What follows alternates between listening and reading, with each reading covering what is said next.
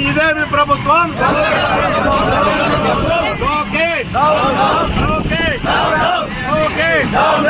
జై జగన్ జై జగన్ విద్యాశాఖ మంత్రి లోకేష్ విద్యాశాఖ మంత్రి Lokesh mega DSC mega DSC mega DSC జై జగన్ జై జగన్ జై జగన్ ఇదేమి రాజ్యం ఇదేమి రాజ్యం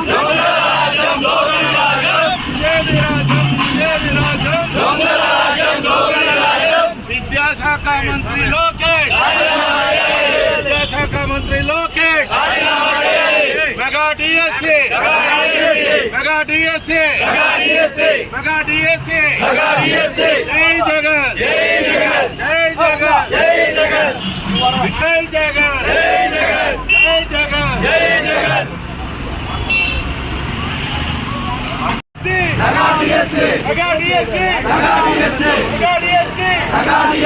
నారా లోకేష్ నారా లోకేష్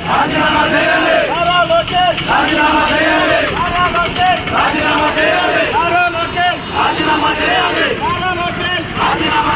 విద్యాశాఖ మంత్రి నారా లోకేష్ విద్యాశాఖ మంత్రి నారా లోకేష్ విద్యాశాఖ మంత్రి నారా లోకేష్ జై జగన్ జై జగన్ జై జగన్ వెంకటగౌడ గారి నాయకత్వం వెంకటగౌడ గారి నాయకత్వం వెంకటగౌడ గారి నాయకత్వం నారా లోకేష్ నారా లోకేష్ విద్యాశాఖ మంత్రి నారా లోకేష్ విద్యాశాఖ మంత్రి నారా లోకేష్ నిరుద్యోగులకు 3000 నిరుద్యోగులకు 3000 నిరుద్యోగులకు 3000 సిబిఐ విచారణ సిబిఐ విచారణ సిబిఐ విచారణ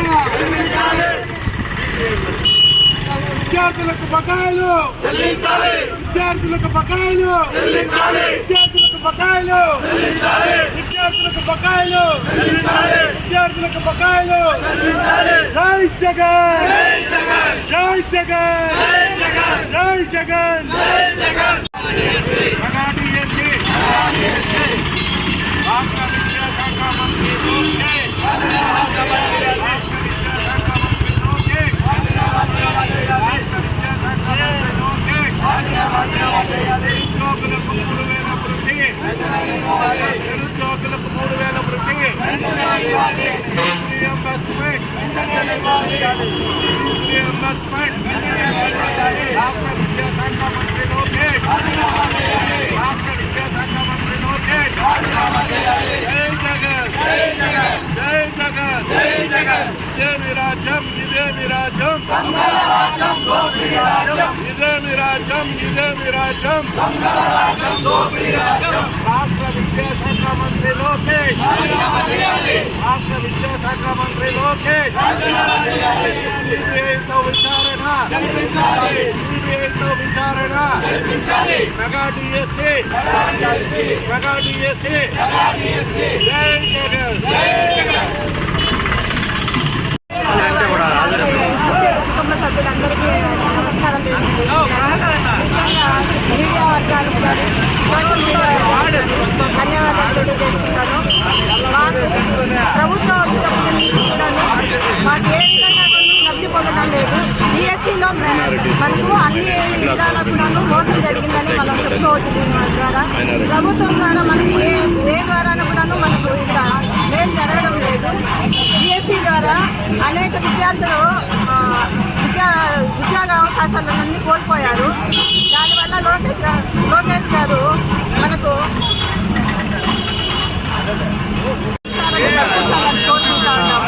నిరుద్యోగ వృత్తి 3000 ప్రతి ఒక్క విద్యార్థికి ఇవ్వకుండా అట్లే మోసం చేస్తూనే వస్తున్నారు. మనకు ప్రతి ఒక్క విద్యార్థికి కూడా 3000 చొప్పున తీసుకుంటే 81 బకాయి పడ్డారు ఇప్పటి వరకు మనకు ప్రభుత్వం. దీని ద్వారా ఖచ్చితంగా సిబిఐ విచారణ చేపిస్తూ మనం చేయాలని కోరుతున్నాము. దినేష్ గారు దీనిపై శ్రద్ధ వహించకుండా విద్యా అర్హత లేకుండా ఉండే వాళ్ళందరినీ కూడా కూర్చోబెట్టి డిఎస్సి వాళ్ళని ఉద్యోగస్తులుగా ఎన్నుకోవడం జరిగింది. ఇది చాలా దారుణంగా భావించి మేము లోకేష్ గారిని రాజీనామా అన్నా చేయాలని కోరుకుంటున్నాము, లేదంటే సిబిఐ విచారణ జరిపించాలని కోరుకుంటున్నాము ప్రభుత్వాన్ని. ఇంతవరకు మోసంగా జరిగిందని కూడా చాలు. ప్రతి ఒక్క విద్యార్థికి తల్లికి అమ్మఒడి అని చెప్పేసి జగనన్న హయాంలో ఆ రోజు మనకు చేర్చడం జరిగింది. తల్లికి వందనం పేరు మార్చారు కానీ ఇప్పటి వరకు అందరికీ కూడా మోసంగానే జరిగింది. ప్రతి సంవత్సరం జరుపుతున్న అమ్మఒడి పేరు మార్చి చేసిన దాంట్లో ప్రతి ఒక్కరికి కూడా కోత కోస్తూనే ఉన్నారు. ఎవరికి కూడా పూర్తి స్థాయిలో అందించింది మాత్రం ఏదీ లేదు. ఆనాడు ప్రతి ఇంటికి ఒక విద్యార్థి చదువుకోగలిగితే ఆ విద్యార్థి అతను వెనుక ఉన్న కుటుంబం కూడా బాగుపడుతుందని చెప్పేసి జగనన్న హయాంలో ప్రతి ఒక్క విద్యార్థి కూడా చదువుకోవాలనేసి తల్లికి వందనది విద్యా వసతి దీవెన, విద్యా దీవెన, అమ్మఒడి అనే పథకాలను అన్ని స్థాయిల్లో కూడాను ప్రతి ఒక్కరికి కూడాను చేరాలని చెప్పేసి ఆ రోజు జగనన్న హయాంలో అందరికీ పథకాలు అందించగలిగారు. విద్యార్థి ఒక్కడు ఒక కుటుంబానికి వెన్నుముక వంటి వాడు అని చెప్పేసి ప్రతి ఇంటిలోనూ పేద విద్యార్థి ఎక్కడా చదువు గురించి ఆగిపోకూడదని చెప్పేసి ఆనాడు జగనన్న హయాంలో అన్ని విధాల పథకాలు అందించి చదువుకోగలిగేదానికి స్తోమత లేని వాళ్ళందరికీ కూడాను మనం ఆనాడు సహాయాన్ని అందించగలిగి విద్యార్థులు చదువు నిలిచిపోకూడదని చెప్పేసి ముందుకు వెళ్ళాలనే దాని ద్వారా జగనన్న హయాంలో పథకాలను అందించగలిగారు.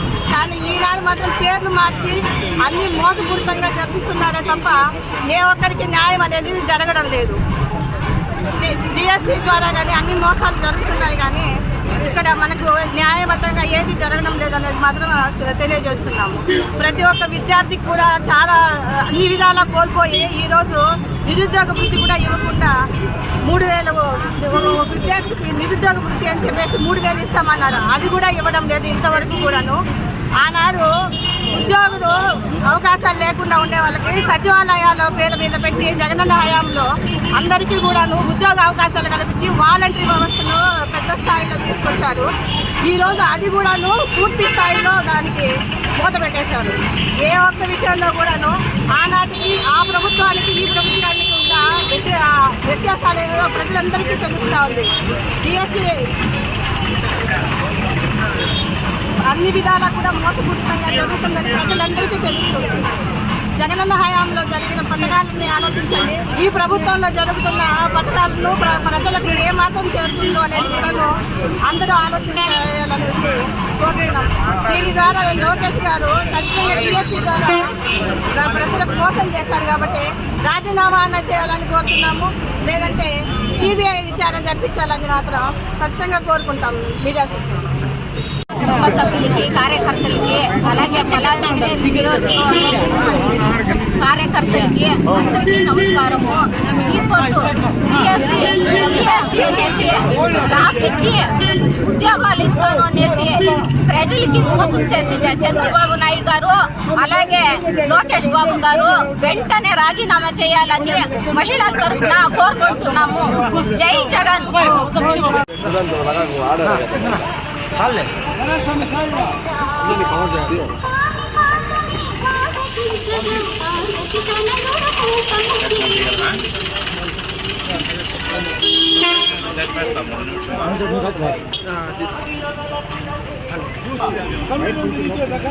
ఈరోజు